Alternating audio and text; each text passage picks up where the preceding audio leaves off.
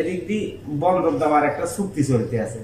তো এটা বুঝি সংস্কার, বিচার বাদ দিয়া এই সংস্কার শুরু করেছে অন্তর্বর্তীকালীন সরকার। এতগুলা মানুষের জীবন দিয়া এই সরকারকে বসাইছে। এই কারণে অন্তর্বর্তী সরকারকে বসানো হয়েছে জুলাই আন্দোলনে হত্যাকারীদের বিচার করার জন্য। সেই বিচার বাদ দিয়া এখন সে গেছে করিডরে, সে গেছে বন্দর দেওয়া নিয়ে, মানে বিদেশিদের হাতে বন্দর দিয়ে দিবে, বিদেশিদের হাতে করিডোর দিয়ে দিবে, মিয়ানমারের সাথে বাংলাদেশের, এগুলো নিয়ে।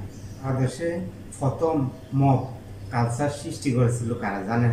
এই আওয়ামী লীগ। এই আওয়ামী লীগ মব কালচার সৃষ্টি করে জামাতের বিভিন্ন নেতা কর্মীদেরকে ফাঁসি দিয়েছে যুদ্ধ অপরাধীর গায়ে। তো ওইখান থেকে মব কালচার সৃষ্টি হয়েছে। এটা ধারাবাহিকতা রক্ষা করতে আছে এনসিপি, এটা ধারাবাহিকতা চলতে আছে এনসিপি। দেখেন এই এনসিপি সাজিদ আলম, আমরা শুনতে আছি যে আওয়ামী লীগের সাথে তার ঘনিষ্ঠ সম্পর্ক ছিল আগে,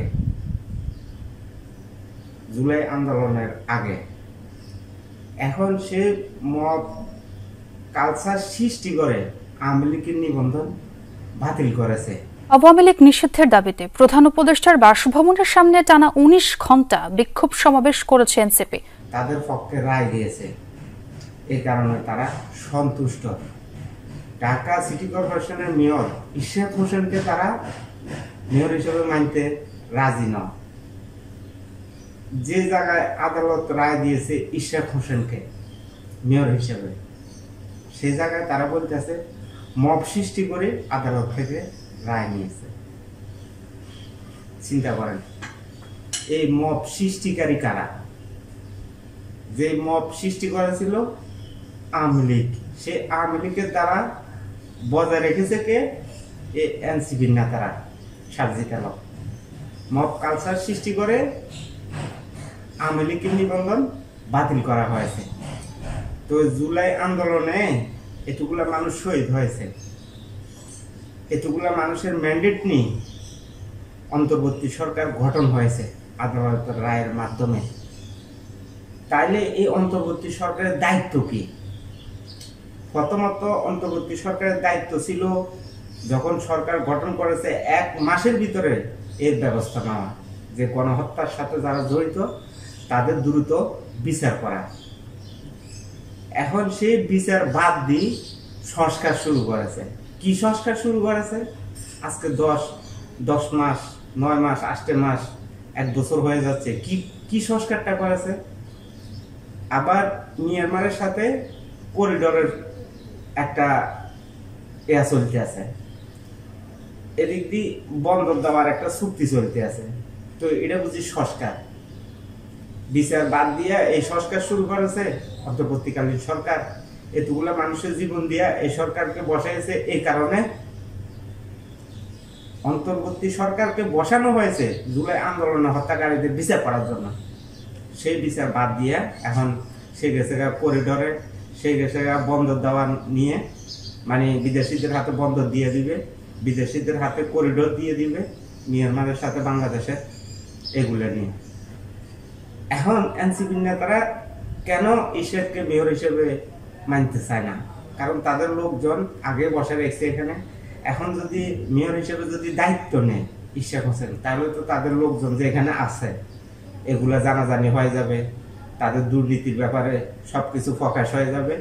এই কারণে তারা চাইতেছে ইশরাক হোসেনকে যেহেতু এখানে মেয়র হিসেবে বসানো না হয়, সরকারের উপদেষ্টা, আবার সরকারের বাইরে যারা আছে তারাও সরকারের, তারা চাইতে আছে এই জিনিসটা, তাদের লোকজন থাকবে এখানে, এখানে ইশরাক হোসেন বসতে পারবে না, যে জায়গায় আদালত রায় দিয়েছে।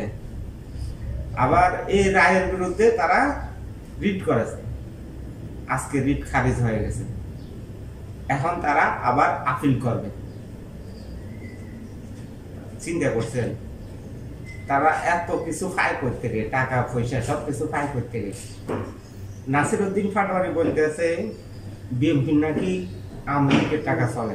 আর বেটা বিএমপি কি টাকার অভাব আছে রে বেটা? বিএমপি আওয়ামী লীগের টাকা চলতে হইব, তোরা কার টাকা চলতেছ সেটা বল জনগণের সামনে। আওয়ামী লীগের টাকায় বিএনপির দলীয় অফিস চলে, আওয়ামী লীগের টাকায় বিএনপি হলো নগর ভবন বন্ধ করে। একসময় তোরা আওয়ামী লীগের কাপড় নিচেছিলি, আজকে আওয়ামী লীগের নিবন্ধন বাতিল করে দিছস। তোরা তো একটা বিশেষ ঘাতক। উপদেষ্টা ডক্টর ইউনূস চেয়েছিল কারণ নিবন্ধন বাতিল করবে না। দেখেন এই উপদেষ্টা আমাদের ডক্টর ইউনূস বিভিন্ন মিডিয়াতে সে বলেছে তারা কারণ নিবন্ধন বাতিল করতে চায় না। এখন মব সৃষ্টি করে তাদের আওয়ামী লীগের নিবন্ধন বাতিল করা হয়েছে, তাদের পক্ষে রায় নেওয়া হয়েছে, এনসিপির পক্ষে। এখন আপনি এটা কি বলবেন? ঈশ্বর প্রসাদকে রায় দিয়েছে, সেই রায় মানতে তারা রাজি না, সরকারও মানতে রাজি না, এনসিপিও মানতে রাজি না। তো এনসিপি বুঝে যাইতেছে সরকারের একটা ফাট। এভাবে কি একটা দেশ চলতে পারে? মব কালচার সৃষ্টি করে। মব কালচারের কথা আসলে এনসিপি বুঝে যাইতেছে বর্তমানে। তারা জনগণের কাছে না গিয়ে ভোট না চেয়ে তাদের নিবন্ধনও তো এখনো পায়নি, আর নিবন্ধনের জন্য তারা আবেদন করছে। এনসিপি নিবন্ধনের জন্য আবেদন করছে, কিন্তু এনসিপির এখনো নিবন্ধন হয়নি।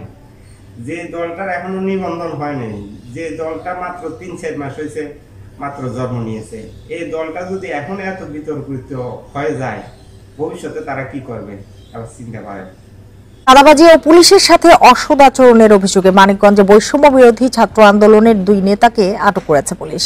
পুলিশ জানায় বৈষম্য বিরোধী ছাত্র আন্দোলন মানিকগঞ্জ জেলার যুগ্ম সদস্য সচিব মেহরাব খান ও আশরাফুল ইসলামকে আটক করা হয়েছে। তাদের বিরুদ্ধে পলাতক আওয়ামী লীগ নেতাকর্মীদের বিভিন্ন জনের বিরুদ্ধে মামলার পর অব্যাহতি দেওয়ার কথা বলে চাঁদাবাজির অভিযোগ রয়েছে। পাশাপাশি পুলিশের সাথে অসৎ আচরণ এবং মানিকগঞ্জ নিউজ নামের একটি ফেক আইডির সঙ্গে তাদের জড়িত থাকার অভিযোগ রয়েছে। আওয়ামী লীগের কালচারগুলো নিয়ে তারা চলতে আছে বর্তমানে। তারা বলতে আছে যে দেশের মানে নতুন ধারার রাজনীতি, লুটপাট, চাঁদাবাজি, এটা কি নতুন ধারার রাজনীতি বলে?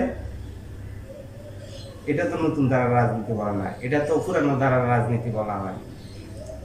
বিএনপি কে বলতে আছে বিএনপি আওয়ামী লীগের টাকায় চলে। বিএনপির কি টাকার অভাব আছে যে বিএনপি আওয়ামী লীগের টাকা চলতে হবে? নাসিরউদ্দিন ফাটোয়ারি এই কথা বলতে আছে। আবার সাজিদ আলমের দিক দিয়ে বলতে আছে যে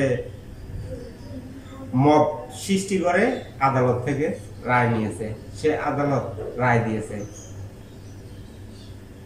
সেটা তারা বলতে আছে কি মব সৃষ্টি করে আদালত থেকে রায় নিয়েছে, হাইকোর্ট রায় দিয়েছে, সেটা তারা মব বলতে আছে।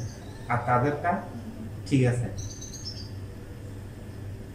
এনসিপির পক্ষে যে রায়টা যায় ওটা ঠিক আছে, আর যেটা এনসিপির বিপক্ষে যাবো সেটা ঠিক নেই।